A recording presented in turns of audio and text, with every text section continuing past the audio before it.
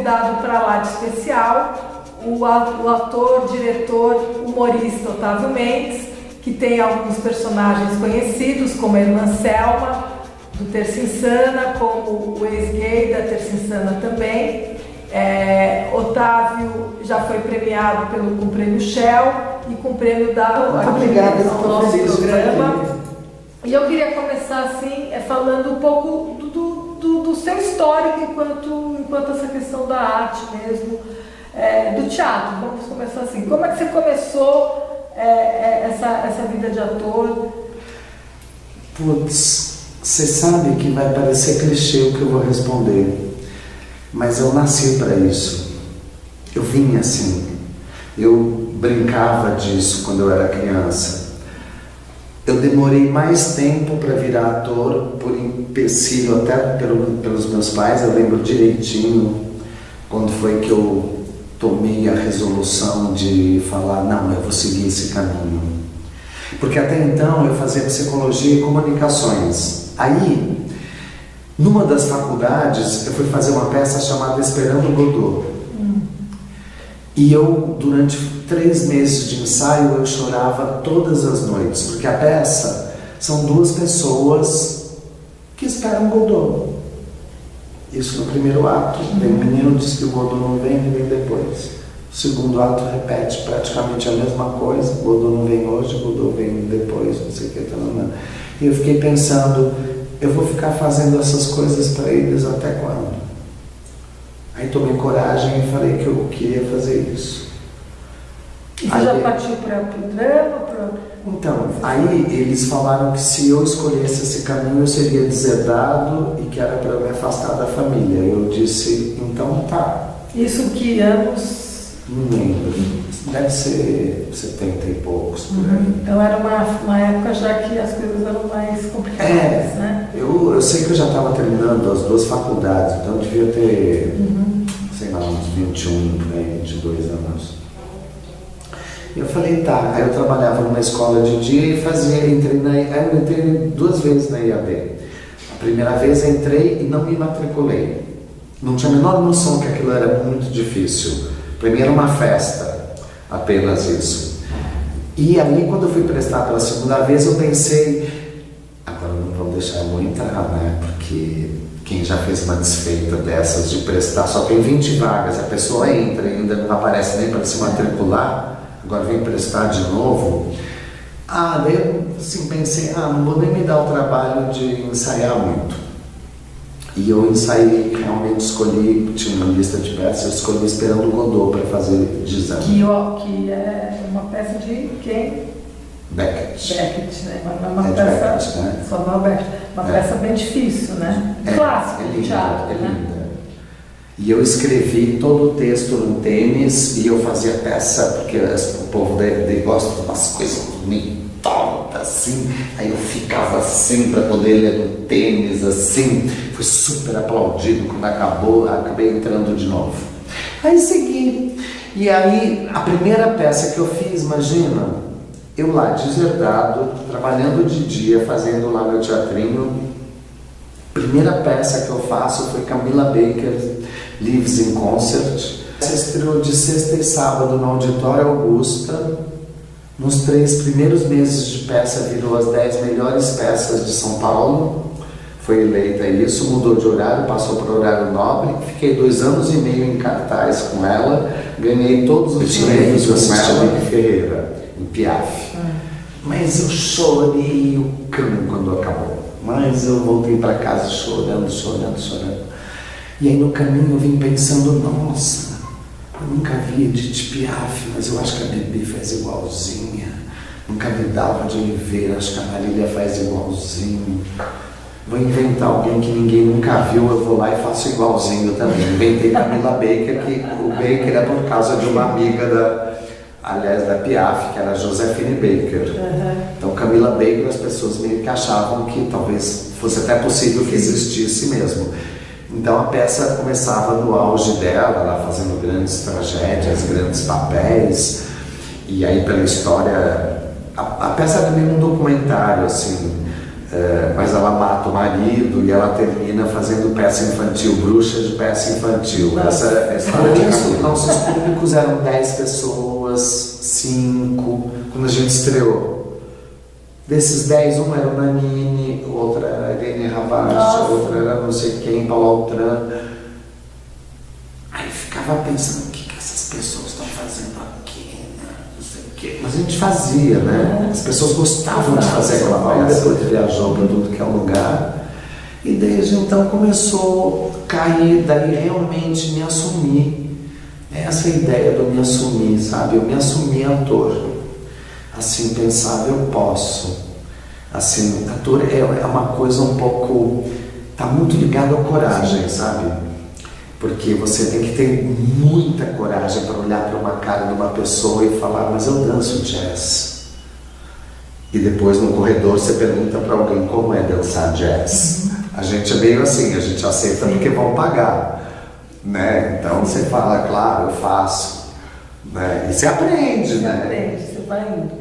E como é que surgiu? Você fez muito sucesso com o personagem que é o ex-gay. Foi. Inclusive no Terça Insana. Foi. Você no Terça Insana, bombou. Bombou. E como é que surgiu a ideia do ex-gay?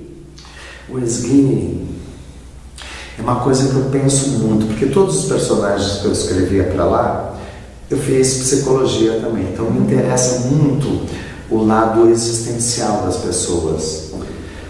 Uma coisa que sempre me incomodou é ver as outras pessoas sofrerem por coisas que elas não têm que sofrer por aquilo.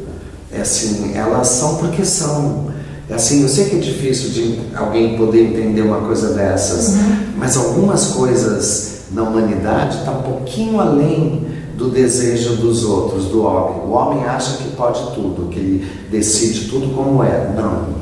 Existe uma outra força muito mais superior, inclusive eu estou estudando sobre isso, que assim, conforme você vai diminuindo as coisas, vai ficando cada vez mais difícil para a própria ciência poder definir. É assim, por exemplo, o corpo da gente é feito por milhões de células. Para essas células funcionarem, elas têm que ser um órgão inteligente, porque se elas funcionarem de outra forma, você não vai ter essa matéria. Assim, uma depende da outra, uma faz isso. Uma engrenagem, né? É uma engrenagem. Só que você vai diminuindo, essa própria célula também, ela é feita de átomos, que daí já é a menor coisa visível, assim. Só que esses também são inteligentes, porque eles também funcionam com determinada velocidade, com determinada intensidade, eles são daquele jeito. Aí eu via muitas pessoas sofrerem, com vergonha, com medo de... sempre a questão é do ser aceito, né? Assim, no caso do gay, por exemplo, assim, você mente para poder ser aceito, né? O que é uma bobagem, na verdade, você está andando em praia errada. Assim, você tem que deixar claro como você é, dar opção para aquela outra pessoa te aceita ou não, gosta ou não, né? Isso para qualquer coisa, não é só em relação ao ser gay, a qualquer assunto. Assim, né? Assim, você é evangélica, eu respeito, não vou ficar batendo boca com você, não vou tentar te convencer, ao contrário, vou ouvir o seu lado e pronto, para mim basta. Mas você acredita que uma pessoa... Porque assim, a gente tem dentro do movimento LGBT, porque é um movimento que luta ainda contra o conceito, é uma bobagem. Não é uma bobagem, porque a gente tem, isso existe. Pois né? Não deveria existir, é uma bobagem existir. É uma bobagem existir. Exatamente, eu entendo isso e concordo com você, sim. Mas a gente o que eu vou fazer uma pergunta um pouco diferente. Por exemplo, em primeiro lugar, assim, por exemplo, existem coisas que estão um pouquinho além. Assim, eu não sou branco porque quero ou desquero. Quem transou antes de eu nascer, casualmente, eram brancos. Então eu vim assim. Isso transcende a minha vontade agora, tá? Eu posso me pintar de negro, eu posso falar, mas eu não sou. Assim, originalmente, assim, existe um respeito para isso. A minha essência é assim. como uma essência de cada um, chama essência. É assim, e é fundamental que todos existam, até os contras também, porque a gente melhora os a favor também. O bacana da sociedade é essa pluralidade, né? Pois essa é. diversidade. Se você é muito contra aquilo, eu vou rebater, Claro. vou ter que procurar uma forma muito mais inteligente, então, de fazer. Por exemplo, então, as pessoas, assim, hipocritamente, então falavam mal dos gays. Se não fossem os gays, não tinham nem Hollywood, assim, sabe? Não existia Broadway, para começar, assim, sabe? Que é coisa mais feliz que isso. Enfim, mas a gente voltou. Não, porque aí eu ia entrar numa outra coisa. Você fez sucesso com esse personagem, o ex-gay, que é uma sátira inteligente, né? Mas assim, as comédias de stand-up, você me corrija, mas é uma coisa que eu falo, eu me incomoda muito às vezes quando eu vou e vejo a piada do opressor, sempre quer dizer, não, é a piada em cima de quem é oprimido e não de quem é o opressor. Então assim, você vê muita piada de negros, de LGBTs, né? Quer dizer, tirando sátira dessas populações vulneráveis, assim, que vivem. Mas a gente mesmo se tira sarro, se for pensar, a gente tira, mas assim, mas por que só do oprimido? Então por que você não trabalhar também com a piada contra aquele que oprime, né? Contra aquele que discrimina? Que é engraçado também, ele é engraçado também, assim. Pois é, mas aí o engraçado, será que o engraçado ele não reforça esse preconceito? Ele não reforça essa discriminação? Para começar, o politicamente correto, eu sei que vai até contra ao que vocês trabalham, mas eu sou contra pela seguinte razão. O que? Contra o que a gente trabalha? Não, porque o politicamente correto preza que você, por respeito, eu acho, não sei se você tem que impor, assim, na verdade, tem que ser uma transa meio, assim, não adianta eu querer cantar como uma negra, assim, sabe? Não. Assim, só ela pode fazer isso. Assim, nem perto eu vou conseguir chegar. Assim, não tem isso. Como, né? Não tem como. E também daí não é nem o caso de colocar na pasta os negros, assim, aquela negra em particular canta como assim, é uma deusa, assim, sabe? Mas você fala visivelmente a voz de negro, claro. Né? Branco nenhum vai conseguir cantar uma coisa dessas. É lindo daquele jeito. Então cada um tem os seus lindos, assim. Eu demorei muito também, porque eu convivi muito ao lado de gente muito careta, muito hétero mesmo, assim, sabe? Muito pregavam como a filosofia da vida: você é um pecador mundano, errado, você nasceu errado, você é um defeito da natureza por ser assim, sabe? O tempo foi passando. Por ser assim o quê? Da forma como você é. Porque para eles você é uma coisa um pouco estranha. Assim, porque eu fui muito de peitar minha família, assim, sabe? Eu não procurava não conviver muito, procuro até. Sim, porque não sou afim de discussão. Você saiu do armário ou não saiu do armário? Saí completamente. Assim, mas não discuto com família, assim. Primeiro que não compete à família discutir sobre isso. Assim, compete a família deveria acolher, né? A família deveria acolher no sentido de amar incondicional. Amar não é porque você é assim, eu te amo, se você não é daquele jeito, eu não te amo. Mas as pessoas são assim. Infelizmente, né? Mas não deveria, né? Mas são. Então, é assim, fiquem lá vocês do jeito que vocês gostam, eu fico onde eu gosto e pronto. E aí a gente não briga. Se vierem me enfrentar muito, acabam escutando o que não querem. Me diz uma coisa, eu queria saber assim, de você. Você também tem um outro personagem, um personagem que é a irmã Selma, né, que fez bastante sucesso também. Agora conta pra gente aqui, agora uma curiosidade até que eu quero saber. Não, Ela é assexuada. Ela é sexuada? Ela é mal Eu sempre achei amada. que ela era lésbica, viu? Ela é mal Ela amada. tem uma pinta de lésbica. Não é, ela é mal amada, ela é amarga, ela, acho que não consigo imaginar ela com ninguém. E como é que surgiu a irmã Anselma? Você quer saber de verdade? Eu vi uma entrevista do Spielberg. Eu amo ele. Ele é um cara genial. Um dos filmes dele, por exemplo, ET, que é um grande sucesso, na mão de qualquer diretor, seria um desastre. O filme se resume a um menino que acha um ser horroroso, passa o filme inteiro com um ser horroroso, aí vem uma nave e leva o ser horroroso e o cinema se debulha em lágrimas. É só isso. Não tem nada além disso. É só isso. Durante 2 horas ele fica com aquele ser horroroso. E você chora de monte. Você chora de monte. Tá. E tem pesadelo, né? Porque o bichinho lá é feio Pois pra é. caramba, né? Só que é muito comovente. Sim. Muito comovente. Aí foram perguntar para ele como é que ele escrevia os roteiros dele. Ele falou, eu penso ao contrário. Antes de eu escrever uma história, eu minuto o tempo de apresentação e eu minuto o que eu quero que o público sinta. Porque o que o público sente durante a apresentação é mais importante do que a história. Então ele faz a curva emocional antes. Então ele calcula medo, aumento do medo, uma piada, resolução do medo, não sei o que. Intercala, né? Tá, depois que ele faz isso tudo, ele vai lá de novo, medo. Pode ser uma perseguição, tá?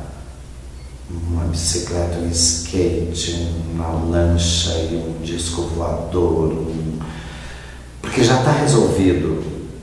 Assim, aí você, de acordo com a sua produção, você vai criando o que está precisando, mas ele já calculou, porque no caso do ET, por exemplo, se você olhar, eu vi muitas vezes no cinema, o comportamento do público é idêntico em cada sessão.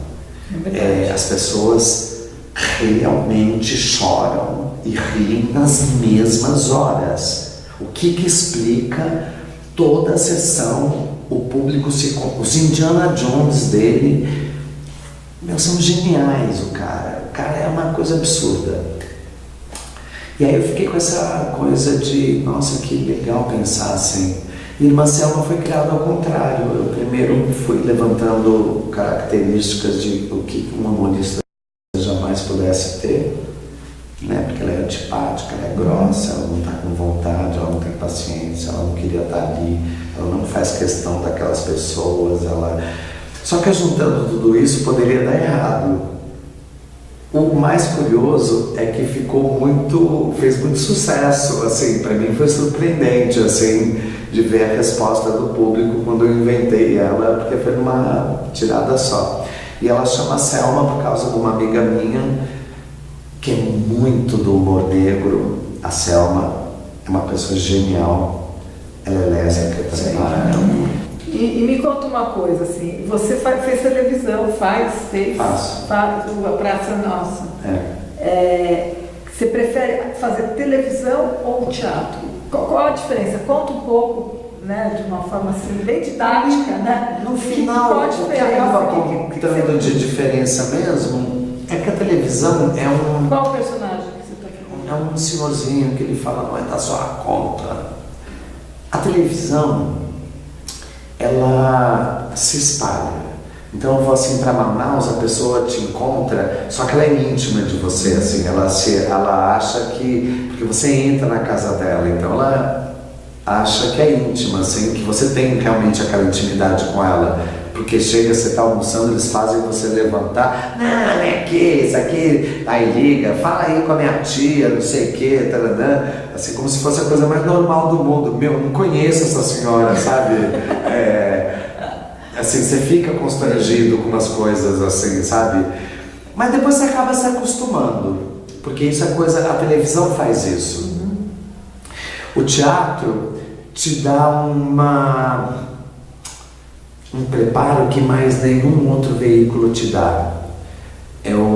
Talvez o veículo mais verdadeiro mesmo, porque você só tem duas chances no palco, ou acertar ou errar. O mais ou menos é péssimo. É péssimo. Agora, o teatro é feito ao vivo. As pessoas falam, mas não cansa repetir toda noite? Não. A plateia é diferente? A plateia é diferente, você está diferente também. Antes de começar, você escuta a plateia entrando, você fala, hoje vai ser noite assim. E a plateia se comporta daquele jeito mesmo. Tem plateia mais animada, plateia mais quieta. Por exemplo, no de sábado, por exemplo, eles são chatérrimos. É horrível, estou falando. Porque eu acho que as pessoas ficam com vergonha de rir, eles riem. Já a plateia de sexta e de domingo, eles fazem aplaudem no meio, não sei o quê, porque a gente está lá para brincar, para fazer festa, assim, sabe? Mas por que você acha que a do sábado é mais contigo? Porque é mais caro. É mais caro? Em geral não tem meia, assim, então é um público diferente, assim, que vai no sábado. Mas são plateias diferentes, assim, em geral, a gente... Você está com uma peça em cartaz? Eu fiquei 2 anos em cartaz com a Irmã Selma, que fiz 5 personagens que eu criei para o Terça Insana, porque agora só estou viajando com ela e estou na TV também. Mas 2 anos em cartaz aqui em São Paulo, no Teatro Gazeta, eu vou te falar uma coisa. Nossa, o Teatro Gazeta é enorme, né? Mas o mais louco é porque tem 1h30. Como é que você segura umas pessoas durante 1h30, sozinho? Fazendo graça, porque as pessoas riem, eu escuto isso. Porque no humor, também é muito sério o humor. Porque se você errar a piada, ninguém ri. O humor é mais difícil de fazer do que o drama? Mais, né? Muito mais. O drama, em geral, o teatro fica em silêncio, porque se rirem também você está despedido, né? Se rirem na sua cena de morte. Exatamente. Se bem que em drama acontecem coisas muito engraçadas também. Depois de um tempo que você já está fazendo, você já está um pouco mais calejado, aquilo já não dói tanto, dói para quem assiste. Você aprende a fazer mais tecnicamente. Até por sobrevivência também, porque é muito desgastante o drama. Por exemplo, chorar toda noite requer um tipo... É um trabalho espiritual também, assim, sabe? Você tem que ter um preparo, porque assim... A concentração é mais difícil, assim, mais... É porque você se prepara para... você vai se emprestar para alguém que tem uma lógica completamente diferente e você vai defender com unhas e dentes aquela lógica. E eu demorei um pouco para entender isso. O teatro até me ajudou muito na questão de abertura sobre o ser humano. Eu estava na EAD, eu fui fazer uma peça do Brecht, eu fazia um cara que comandava um campo de concentração, um alemão. E eu fazia ele super duro, seco, rígido, mau. Um dia eu pegava o Butantã USP, estava no ônibus, pensei, falei, mas ele não é ruim. Eu acho ele ruim. Para ele é bom. Ele não mata judeus porque ele tem ódio dos judeus. Ele mata porque ele acredita na raça superior. Exatamente. Então eu estou fazendo errado. Assim, eu estou julgando ele. E passei a fazer ele bom. E ele falava no palco super calmamente, matava judeus porque era uma raça inferior. E aquilo chocava muito mais do que quando eu fazia ele falando com ódio, assim. Não, ele acreditava naquilo. Só que eu tive que passar por um trabalho de aceitação, de me emprestar para ter coragem de falar isso, mesmo eu achando que não é assim. Mas eu tenho que defender, a minha função como ator é defender a forma como aquela pessoa pensa. Às vezes a gente até combina no julgamento dessa pessoa. Por exemplo, hoje eu penso, nossa, que barbaridade que esse cara fazia. Mas enquanto eu estava fazendo, eu não podia pensar uma coisa dessas. porque ele não fazia por mal, ele fazia porque ele acredita em outra coisa, só isso. Então eu tenho que aprender a tirar, né, o lado meu que não deixa isso, aceitar o lado dele. Quando termina eu devolvo, fico feliz que aquelas pessoas me odeiam, sou aplaudido de pé, e beijo o camareiro e vou embora. É assim. Bacana. A camiseta aqui do Batman e Robin, aqui, um beijo apaixonado, né? Eu tô olhando, ele tá falando aqui, eu tô prestando atenção, obviamente, no que ele fala, mas eu tô olhando a camiseta também. Batman ou Robin? Batman ou Robin? Quem mesmo? Eu? Os dois. Os dois? Mas isso é com eles, mas essa camiseta eu ganhei. Eu pus ela hoje porque eu queria uma cor feliz, assim, sabe? E ela tava em cima. Mas você sabe que o Batman e Robin tem um significado, né? Pra as pessoas sempre falaram questão isso, gay, né? Sempre falaram isso. Isso até que me chamou a atenção, né? Estão se beijando. Estão se beijando. Mas o mais louco, e graças a Deus também, as gerações que estão chegando, eu escuto coisas tão bonitinhas das crianças. Eles falam assim: o meu tio, o namorado dele vem aqui hoje. Eles falam aquilo que chega até a chocar a gente. Você acha que hoje há uma naturalidade maior? Com certeza absoluta. Então a gente está no caminho certo. Eu acho que a gente é muito mais careta do que essa geração que está vindo. Com certeza. Porque a gente mesmo ainda julga, eles sequer julgam. Eles simplesmente aceitam e não tentam.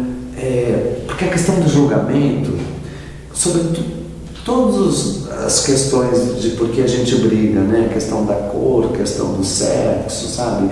Eu posso isso, eu posso. Você pode tudo. É assim, uma coisa você tem que saber. Se você conseguir saber qual é a sua essência, ou você procura realmente pessoas que tenham essências similares para você não sofrer. Exato. Porque se você arrumar, sei lá, por exemplo, eu que sou de rir, fazer festa, tal, não sei o quê, tudo bem, eu aguento a senhora evangélica no elevador, vou tratar super bem, mas não morar com ela, porque a gente vai brigar muito. Assim, se ela resolver se meter na minha vida, porque eu não vou me meter na dela. Não querer mudar o que você né? Porque esse pode ser feliz. Né? Com certeza. De que jeito for. Porque isso também é um lado muito legal do teatro, sabe? Porque você aprende a viver muitos universos e você aprende a ver que não é a questão nem do lugar, nem da roupa, nem de nada. Porque tem umas épocas, que você divide dinheiro para um pão com manteiga, assim, sabe? Que reparte em 4, sabe? E os 4 ficam felizes porque ajuntaram as moedas, é verdade isso, para poder comer ali, ficam felizes, assim, tá ótimo, assim, sabe? Se você perguntar para alguém e falar assim: nossa, que horror, né? Vocês ficaram ali na calçada. Claro, a gente não tinha dinheiro para pegar um ônibus, assim, sabe? Tinha que esperar amanhecer, sabe? Não ia dar para pegar táxi. Mas você estava lá feliz, né? Tava, assim, tudo bem, vou ter que esperar até o primeiro ônibus, assim, sabe? Assim, não tem como pegar táxi. Mas não sofria. Sentava ali na calçada com as outras pessoas, a gente ficava conversando, ria. Ai, que bom, 5 da manhã, já tem ônibus. Aí ia embora, era assim. Uma boa. Bom, vocês estão vendo que o Otávio rende bem, rende de uma forma gostosa, né? Mas a gente vai encerrando aqui o programa Papo Aberto com você, né? Agradecer, claro, primeiramente o Otávio. Nada, eu que agradeço de estar aqui, obrigada, presente. Tá aqui. Obrigada. Prazerzaço, quer dizer, melhor dizendo, né? Agradecer mais uma vez o Aleph Ben Youssef, que é o nosso visagista, que fez esse layout aqui, né? Quem me conhece deve estar estranhando me ver aqui chiquérrima no Papo Aberto. Bom, os voluntários do Instituto Midaré, que é a produção, a Rafael Domingues, que é a coordenadora. Lembrando que o Papo Aberto é uma realização da TV Midaré, com apoios da Quinarelli Artesanal e da quitanda de Omindaré. Até a próxima, com mais um convidado, mais uma convidada no Papo Aberto com você. Os dois, né? Ou os dois. É.